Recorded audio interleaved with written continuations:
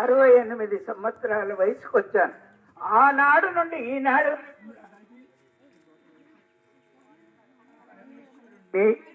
నిత్యము నా హృదయములో ఒక్క క్షణమైనా ఆగడానికి లేకుండా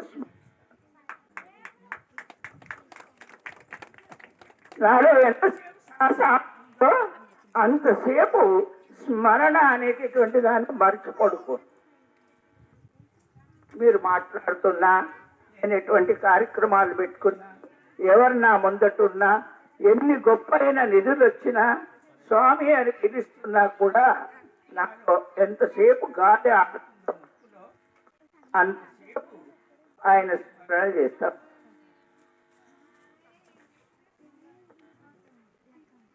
మరి అందులో ఆయన స్మరణ ఒక్కటే సరిపోతుందా అంటే మా గురువు గారు ఇచ్చినటువంటి ఒక ధ్యాన మూలం. మా గురువు గారు అయినటువంటి మదనానంద సరస్వతి స్వామివారు ఇచ్చినటువంటి ఒక భాగ్యం. దాన్ని తను ఏమన్నా అడగదంటే, నానా నీ ఉన్నంత వరకు నిరంతరం మానకుంటూ ఉండాలిరా అన్నాడు.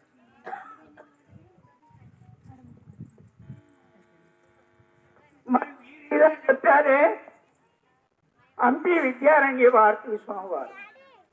ఇప్పుడు వీరున్న దానికంటే ముందు ఉన్నటువంటి వారు నాకు దీక్ష ఇచ్చారు.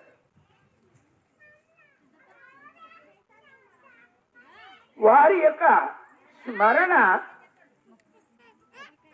ఎప్పుడు నానా అంటే ఉదయం 3 గంటల నుండి 6 గంటల వరకు నీ స్మరణ దాన్ని మర్చిపోనటువంటి విధంగా చేయినానా. నాకు 3 గురువులు. ఫస్ట్ 7.5 సంవత్సరాలు ఉన్నప్పుడు రామానంద యోగి అని ఉత్తరప్రదేశ్లో ఉంటారు. 133 సంవత్సరాల జీవనం ఆయన.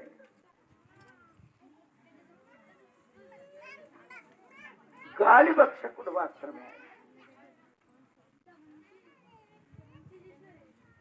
కానీ నేను ఆయన దగ్గరికి ఎందుకు పోయినాను? నా అంతర్యామిలో ఉన్నటువంటి పరమాత్మ ఎవరు, వారి దర్శనం నాకు కావాలి. దానికోసము 41 రోజు 12 గంటలు రెప్పగొట్టకుండా సూర్యుని చూసినాను. కళ్ళు పోయినాయి అన్నారు డాక్టర్. కళ్ళు ఉన్నాయి ఇప్పటికి కూడా. నీకు కళ్ళు ఉండే నానా, ఆ నరాలు తెగిపోతాయి అన్నాడు.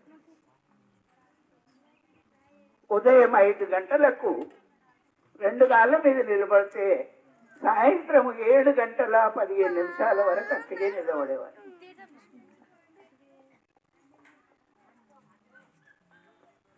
ఇన్ని చేసిన